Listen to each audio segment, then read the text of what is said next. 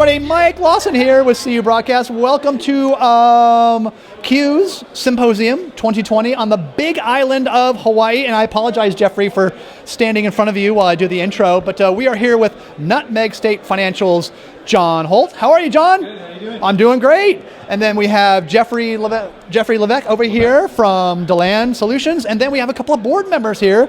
Luis Ramos. How are you, Luis? Good? I'm doing great. Thanks for asking. And then we have Mr. Mike Petty. Mike, how are you? Doing well. Good. All right, guys. So initial question is, how's the show going? Luis, I'm going to start with you first. How's the conference going? Conference is great. We have great speakers, and we're only on day 2, so we're still more yet to come. This is always a great conference to attend with my CEO, myself, vice chair. Now we have a new addition, another CEO of our parent company, which is great. Good stuff. John, how's it going? It's going well. Yeah. You know, what I really appreciate about this conference is the networking and the quality time that you can spend with your chair, your vice chair, friends, Jeff from Deland. So it really works out well, and I think the content of the conference is great, but the networking is really the best. Indeed. Mike? Yeah, the networking, that's what it's all about. You find out what other people are doing, you look at best practices, you adapt, and then you apply. Indeed. And on Jeff, you're kind of an interesting position because you're with, now is Deland, is it a CUSA? Okay, so that's kind of unique here at this conference, right? Because you don't see very many CUSOs here. So how do you play in all of this? Indeed. And I apologize, I'm off camera, but that's all right. But Jeff's on. I play in because we support our owner and, Soul Credit Union,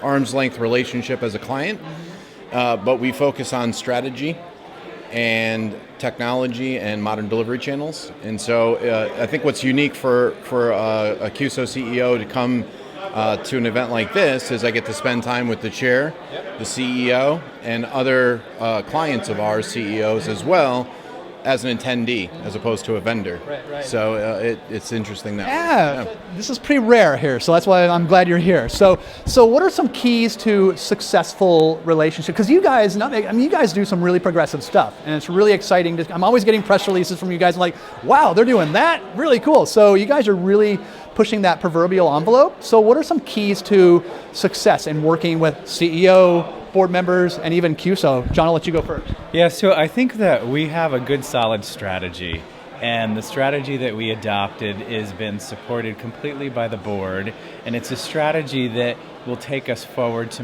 remain relevant. And I think that that's the key to making it work. We're all on the same page. We know what we have to do. We have a solid business plan for this year, and a lot of it entails, really doing things that are unique to the industry for the most part, and again, remaining relevant based on technology.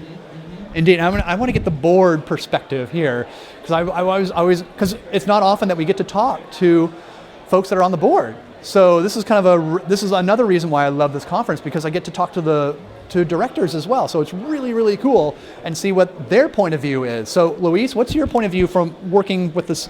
Well, for us, it's basically relevance. We have to stay relevant because we're not going to be here unless we do that. And our strategy is very focused on relevancy, and we have our Deland CUSO is helping us with that strategy, having the right people in the right places. That's all key to the success of our credit union.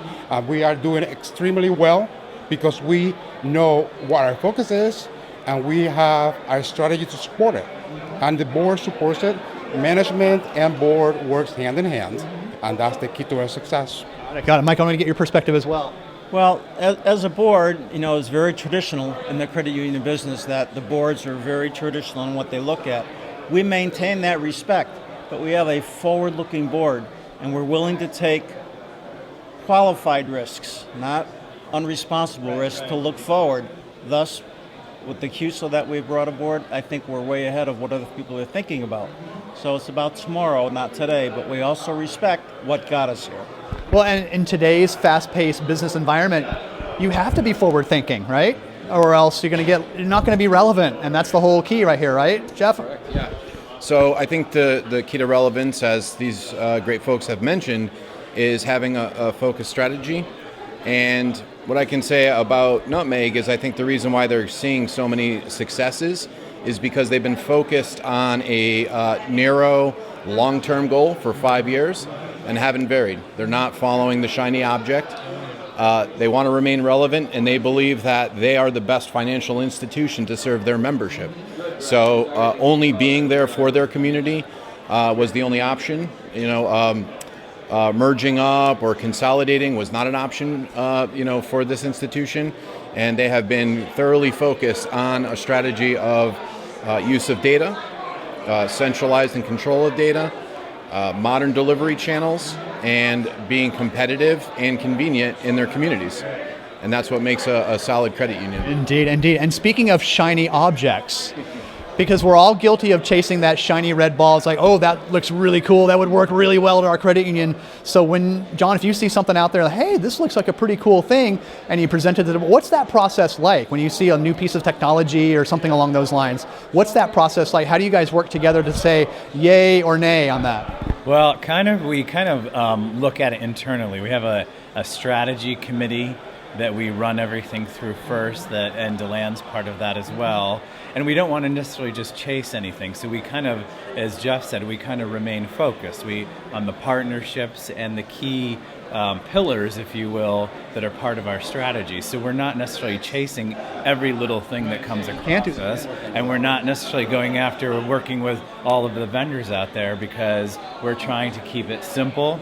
We're trying to make sure we're relevant. So that's really what it's all about. But if there does come to be something that passes that strategy test, if you will, and we bring that to the committee, then we bring it to the board, and it's all vetted and thought out beforehand. Yeah, because if it's within that focus, that realm, it's like, hey, then it's presentable, I'm assuming. So it's like, okay, I gotcha. From a board's perspective. From the board's perspective, if it's the shiny object that you were talking about does not fit our strategy, we're not going to go after that certain object. And then when John and the team bring it to the board, it's all cooked. Everything is ready to go, and it's ready for approval. All is thought out. It meets the strategy, and if we feel that it does, then we move forward. But everything has to be part of our strategy. The due diligence is done, right? When they present it to you, Mike? Exactly. That's why we put the strategy team together. If it doesn't fit the strategy, we don't do it. Okay. Now, I want to get back to the CUSO. So how does, because John, you said Jeff is involved in a lot of these conversations as well. So how do you guys work with this group right here? So how does that dynamic work? Well, again, I think it's important, really, for any team to respect, each other, where their perspectives are, and understand the expectations, right? So, like Luis says, when we, bring something to the board, it has to have the due diligence presented. Again, it's centralized around data. So all the due diligence comes around fact, centralized data and ownership by the credit union. And then it's presented in line with the strategy, and it's presented thoroughly and with the respect of the different parties involved, and it flows as I think business should in each case. So all right, I hear the bell, but one last question real quick, guys. How does this conference help you guys out? How does it help you guys work better? Real quick. For us, it's just staying together, staying focused, knowing about each other, that having that relationship, building relationship, and learning from others too. Very cool. John? And I think it helps just build the bond even further that we already have. We spend good quality time together, have good conversations, and that's what it allows us to do. And Mike? Yes, to continue teamwork building. When you go out to events like this, you're in a different environment, so you get to expand and know each other better and work better as a team. It's a bonding process. Jeff, last words. It is, and I appreciate at these conferences the balance of the professional and the personal experiences that we share, which we don't necessarily get the time to do in the 1 or 2 hour meetings that we have. So I really enjoy seeking that balance and knowing who we work with at a personal level. Great message to end on, guys. Thank you so much. There they are, the team from Nutmeg Financial, doing it right. Guys, Luis, thank you so much. John, well done. Mike, well done. Jeff, good job. Go out there and keep killing it. Good job, guys. There they go.